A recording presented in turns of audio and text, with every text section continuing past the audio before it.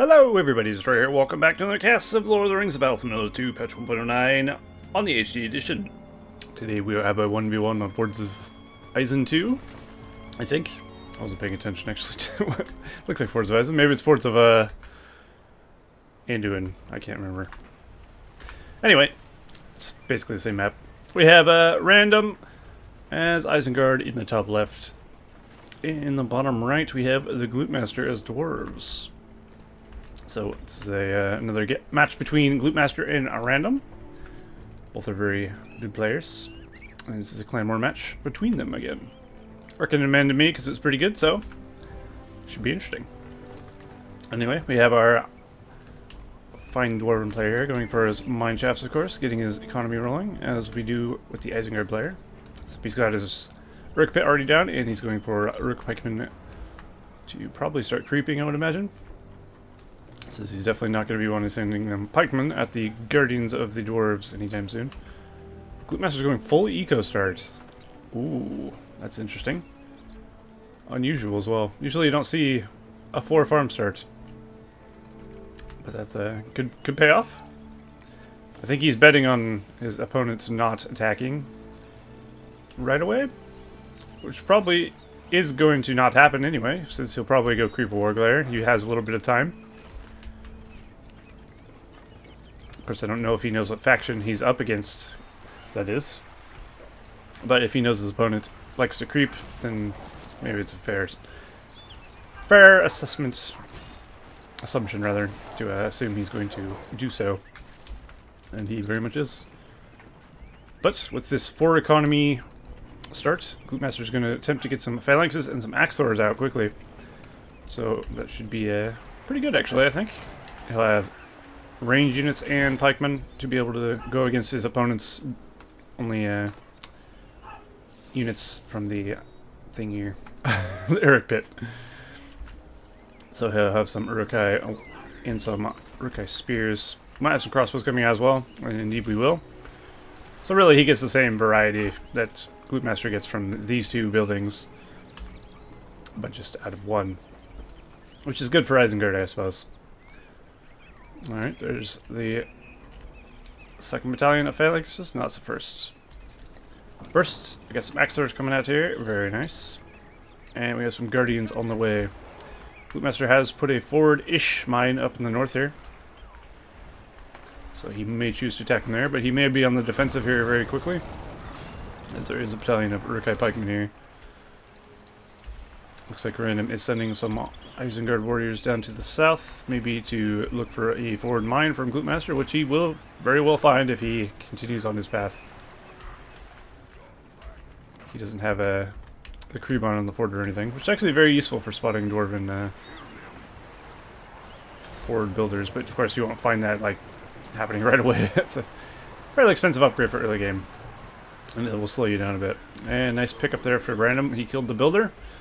That will definitely set Glutemaster back a bit, for sure. I'm going to rebuy his builder or just go without. Either way, we'll slow him down. And there's the HD Axors, which look lovely. Just wanted to zoom in on those because I like those. Alright, there we go. The Warglare on the top is creeped. He's destroyed. And now Glutemaster can move in, start attacking over there. He has Guardians, he's got Axors. He's got more Guardians on the way. He should be going for attack here soon. Looks like he's clumping up for a rally call here very shortly, I would imagine. He indeed has rally call ready to go. RanDoM has himself Creebine to debuff the enemy when they do so. So he won't have a war chant for his army, but he will have the Creebine. He's gone for Warg Riders. Interesting choice. Could be very good though, as long as he can avoid that 1 battalion of phalanxes. Which I don't think that 1 battalion will be able to cover this whole group, so he very well may be able to. And it'd be also very good for harass if he does get him in and out and goes do that. He lost a little bit of him. Definitely did some damage there. A lot of damage, in fact. Glutemaster took a ton of damage in that engagement. And definitely say RanDoM didn't lose a whole lot in that. He lost his pikes, I think, if he sent any over there. Actually, I don't even know if he sent any over there. Can't remember. Either way, I'd say that went quite well for him. Now you're supposed to get rid of this forward mine, and this forward mine, and this forward mine, and you should be fine. But the Guardians aren't going to live too long here, not against Warg Riders and the forts and that, but he will actually get this furnace, which is a nice little pickup for him. It'll slow down the Isengard economy a bit as well. So he almost got this furnace as well. Strategy to shut down the Isengard economy could be effective. Also, limit his amount of command points as well. It's always good to go for the enemy farms no matter what faction they are or what state of the game you're in, because it will cripple their command points and their economy. Oh, we got glowing. Early glowing. If he levels up nicely, he could get his level 10 maybe. That'd be pretty sweet. You can see that too often in a game, so I'd be all right with that. Same with level 10 Saruman. If we can get a Saruman out for random and level that up, that'd be nice as well. Since we are on patch 1.9, of course, it's always fun to watch a level 10 Saruman in action. And glowing, because they both have new effects for their powers, which is neat. Alright, Glute Master's going for an attack again here. I don't think he can get too much done. Glowing might actually end up alone here very shortly. Because RanDoM has a lot more troops there. Oh, RanDoM hit him with the devastation. Also getting some trees there. Trees return to resources and also stuns units in the area for a short duration. As per BFME2. That's what it has always done. And will continue to do so. And it's a very useful power. Wisely, Glute Master pulling out glowing. He's going to have to retreat over here to where his reinforcements will pop out because he doesn't want to be alone surrounded by an army of Uruk-hai. RanDoM is in a position of strength to push against the Dwarves here and get him out of here, but of course Glute Master's not just sitting there. He is bringing out more and more troops to try and fend off RanDoM. I think this is Forza Anduin actually. Now that I look at it, doesn't look like Forza Horizon as much. So yeah, I'm pretty sure it's Forza Anduin. It says on the replay title, I just forgot to look. But it's not Forza Bloodlight because I know that one. That one's a darker shade of green. I like that one the best, to be honest, but it seems to be the least played out of the three versions of Forza Horizon, at least. Oh, Glowing's looking to get a sweet slam there. Ooh, yeah, nice. Glowing is already up to level 5. I think one more level and he gets his helmets or whatever. His visual upgrade, which is kind of cool. But he will retreat into the mines for now, as he has ran out of troops once again.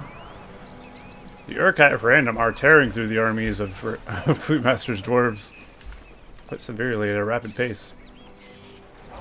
Which goes to show the strength of Isengard. Get a lot of these swordsmen and then get some crossbows and warg riders in there, you're pretty much set until they get a battle wagon or something. And destroy a lot of these.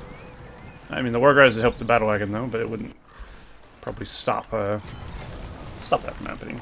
What on earth? We have a wall hub being thrown down here from Isengard across the map. That just shows you the range. I don't think there is a range of wall building in 1.09. I'm not positive about that. There wasn't in 1.08. It might have restricted it a bit. Couldn't say for sure, but he can definitely build it quite a ways. And he's going to continue to getting furnaces on the enemy side of the map. The Master trying to get some sort of control here. He's got a lot of, unfortunately, a lot of phalanxes. And RanDoM's really roaming around with an army of Uruk-hai swords, so it's not going to go too well for him. We have Alerts out in the field. He's been out for a little bit. He's just level 4. Once he gets level... well, he's level 4. He has Cripple, so he can actually cripple Glowing there. Start wailing away at him if he so desires. Where did Alerts go? I have no idea. He's in there somewhere. There he is. There's the Cripple. And there's the Alerts. Alright. I think Glowing is going to go down here. He does have his helmet now. It's not going to be enough. Alerts is just savaging him. The Hobbit summoned a little too late, unfortunately. The Violet Glendro might have been able to save him, but unfortunately did not. Lurtz died as well, though, so... There you go. Gotta love the new Hobbit summon. Not only is it incredibly OP, but it's just nice. It's got a nice sound effect to go with it. It's got a nice particle effect for that little smoke cloud. It's pretty cool. Alright, now Gloopmaster's army is looking pretty good. I'd say RanDoM's army is not so much. He pretty much got his army decimated there. So he'll need to rebuild. He's still got a couple of battalions of Warguarders though. Unfortunately, Gloopmaster's sending a lot of Axlors, not too much phalanx support. And they're getting a ransacked. Well, he does have some, but they're out of position, you know. Things happen. We have a wall hub, I'm assuming, being thrown down to save that builder's life. Common thing to do if your builder's in trouble, throw it down a wall hub, because wall hubs are very hard to kill. And it will save your builder in most times. In most cases. This is definitely something to keep in mind. I thought it was a silly thing at first, but now I'm used to it. It's not so bad. It's like, throw down a wall hub, save my builder. Like, okay, whatever. And now, of course, Mordor and 1.9 can do that as well. Now that they have access to walls. Isn't that lovely? So the only faction that actually doesn't have access to walls and saving their builder with wall hubs is goblins. So, sad day for goblins. Alright, Gloopmaster is on the offensive, attacking the base of RanDoM. Managed to take down the Urk Pit. RanDoM going in emergency mode, throwing up a few arrow towers here. And throwing up, of course, a new Urk Pit in the back of his base. I don't think Gloopmaster has enough to kill him yet, but he is definitely going to do some damage. So, very nice attack there, for sure. He's got a few stragglers over there. It looks like some Corsairs of Umbar. Oh. And that's, of course, the in-unit for the Isengard faction, if you were not aware, in 1.9. So he's going to utilize Corsairs, which are very fast. And they, of course, use firebombs, which is pretty good as well. This furnace is taking a lot of damage before it's even finished. Fortunately for Gloopmaster, though, he did run out of steam there, and he will be just fine. I like the leadership icon for alerts there. The white hand, that's cool. Very cool. But alerts is out in the field again. It looks like Gloin is out in the field again as well. Oh, that's not Gloin at all. That's Gimli. Shit. Okay, so we got Gimli. Do we have Gloin back? Not yet. At least I can't see him on the map. I'm sure he'll get Gloin back eventually. Or maybe he won't. Who knows? Let's hope he does. Alright, RanDoM is utilizing a lot of Corsairs, some Uruk-hai, and some Warg Riders. Interesting mix of units, to say the least. Two different variants of swordsmen, as well as some Wargs for why nots. And I believe the unit for the Dwarves is Hobbits, if I'm not mistaken, so Hobbits could be useful. Only time will tell, I suppose. Alright, RanDoM's going to try and stop him from capturing this end, which he will not be able to do. Yep, it is Hobbits. I don't know if he's going to build Hobbits, but he at least wants to shut down the production of the Corsairs, I have no doubt. It looks like RanDoM will win out here with his Lurts and his Corsairs. And now he's free to kick the inn back, of course. Which is unfortunate for him. Gimli is out of the field. Gimli has leadership, of course, so that gives allies near Gimli double armor, which is pretty huge. I'm honestly not a fan of leadership in Gimli, but it's always been that way in BFME, so it's only in Rise of the Witch King that it's not a thing. Which I'm quite fond of, because I don't think Gimli needs leadership. He's so strong.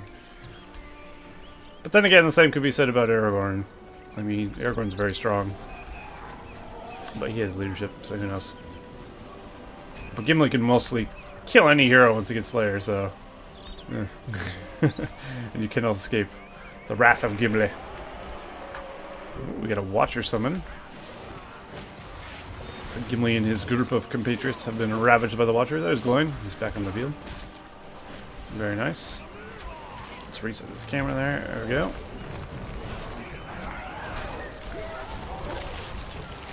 Uh-oh, Gimli has been cripple struck. That's not good.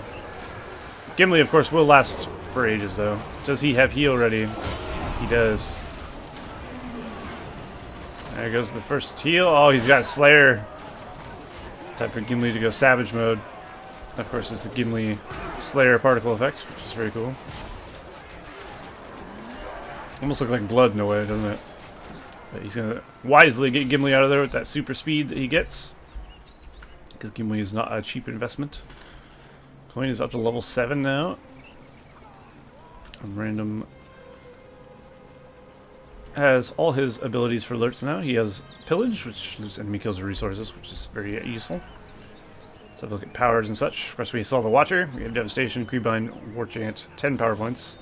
5, 12, 8, 25 command points. And for the Glute Master, we have Menadale, Hobbits, Rally Call, Heal, 11 power points, and 520 of 700. So he is behind in the economy front.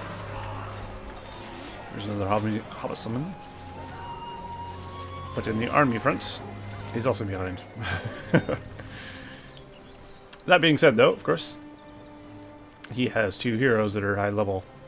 So I think Glute Master can make up for that quite nicely.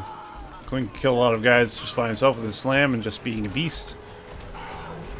And then Gimli, of course, is just a savage in himself. Glute Master going for an attack once again. So lots of Menadale. Looks like some of these Menadale, all of these Menadale are summoned. So they will despawn here very shortly. Off they go. That will leave a hell of a lot less dwarves there. Hopefully there's no heroes over here besides the hobbits. Gloin needs to get out of the equip. Oh no. Better hope RanDoM doesn't see Gloin. Oh, he sees Gloin. Gloin has no mine chests to run away to. And Glute Master, of course, is very aware of that. He's just going to let him do what he does best. That was an interesting... Oh, nice! He managed to get him to group up. It looks like RanDoM was anticipating that before, because he did split his army. I was wondering why at first. Fortunately, it doesn't look like Gloin is going to get out of there, but he's up to level 9. If he dies, he can just rebuy him, of course. So maybe just better to get him up to level ASAP. So we will indeed see a level 10 Gloin in this game. Very cool. Let's get out of there. I like how you can click the buttons, but you can't actually affect the game. Guess that would be weird. I'm not some sort of Time Lord or anything, so fortunately that's not a thing I can do. Anyway, RanDoM's going for an attack now on Glute Master. It's very back and forth this game. One team goes for a big attack, the other team goes for a big attack, and then vice versa. Keeps going.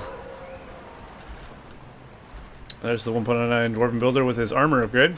When you get Fortress Armor, the builder actually gets gold and jewels in his cart and gets armor upgrade as well. I don't know if it's just visual, but I think the builder actually gets an armor upgrade as well. It's pretty cool. Alright, Glute Master is going to defend here. I think the army of Isengard is much stronger, of course. Although Gimli is here, so maybe not. With Gimli's assistance as well as the double armor bonus from Gimli. That will be very useful there against Devastation to stun the Dwarven army once again. But the Exors are doing work. And RanDoM will pull back what little he has left here. He does have a fairly sizable force over here, though. He's really utilizing these Corsairs of Umbar, isn't he? I've never seen so many Corsairs of Umbar from Isengard, to be honest. It's the first game I've ever seen someone really pump out Corsairs. And I gotta say, it's actually not terrible. They, of course, as you see, can't get Forged Blades upgrades. And, of course, Corsairs couldn't get armor upgrades anyway from any faction, but they can still use the fire bombs. And they're still fairly decent without our Forged Blade upgrades. It's not like we have Forged Blades from any unit in the game anyway, currently. No one's gone for upgrades as of yet. It's not really necessary to do so. RanDoM is going to try and get an attack here and do as much damage as possible. He'll probably get to archer range pretty easily. And also get this level 3 mineshaft, which will be a bit of a blow to Lootmaster, of course. You don't want to lose your level 3 mineshafts, or farms in general, as that is a prized possession that you have. Looks like he's going to lose another one as well. And you'll see that has actually shut him down quite a bit. Look at that, he's at 350 command point limit now, because of all the farm killing Lootmaster has taken, and RanDoM has put upon his enemy. So that's definitely bad. Well, that just shows how important your level 3 farms actually are. They really, really do make a difference. But Lootmaster could, of course, do the same to his enemy. Ooh, nice axe throw. That's a nice AoE cleave on it, doesn't it? Splash damage, rather. Not too shabby. There's the Men of Dale summon. Now both armies are going to engage once again. Gimli's Slayer is off of cooldown, on cooldown rather, I believe. Yes, it is. Still, I don't think Lurtz wants to go in there and fight him one-on-one. Oh, look at that! We have an offensive Dragon Strike. Well, it's usually used offensively, but I mean like in an army. Neat. It's so close to the edge of the map that it just comes in and does the damage quickly. It's also faster, I believe, so it actually is useful. Although he is running through his own fire, which is not the best. But a lot of his troops made it through, so I guess it's okay. That was an interesting play. Most players would use it on the base. But of course, I guess it wouldn't actually do much to Lootmaster's base currently. Look at it, it just has a farm and a barracks. He managed to take out an upgraded army. Not upgraded, but a buffed army of dwarves. Did he kill Gimli? He might have also killed Gimli with it. I don't see him. Oh, Gimli was crippled. Oh, I see why. I see now why he did it. I forgot he crippled Gimli. So Gimli got hit by that Dragon Strike. Yikes. At least he still has Gloin, and Gloin is just a tick away from level 10. Oh boy. Should we get Gloin on that farm? No? Okay.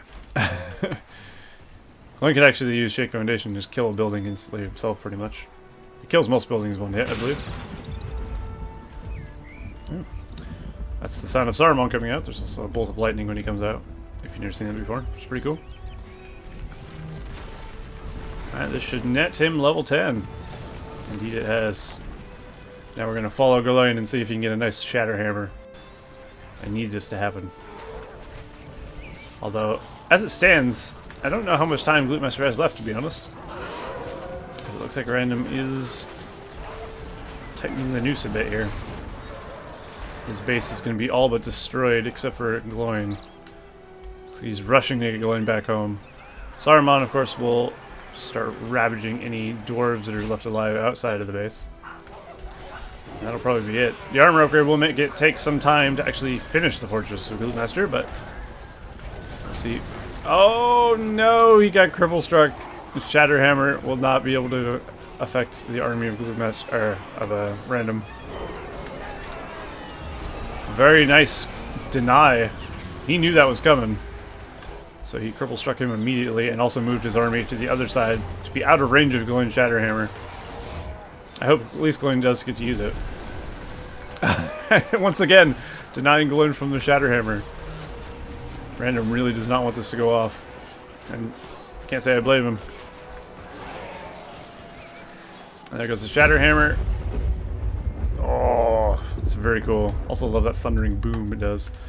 But RanDoM did pull out his troops. I managed to get a majority of them out of there unscathed, really. Well, they got hit by an undermine, but that doesn't do too much to units in 1.09. At least not buffed ones, it seems. So yeah, RanDoM really denied the Shatter Hammer there. There you go. RanDoM is victorious over Lootmaster once again. Good game though. Very interesting. Lots of neat stuff in that one. Got to see Gimli, got to see Shatterhammer at least once, even if it didn't do too much. And we saw a Dragon Strike, which is always good. But yeah, well played to Gloopmaster and especially to RanDoM. I thought RanDoM did very well, of course. And yeah, so hopefully you guys enjoyed that cast of 1.9, and I will see you guys next time.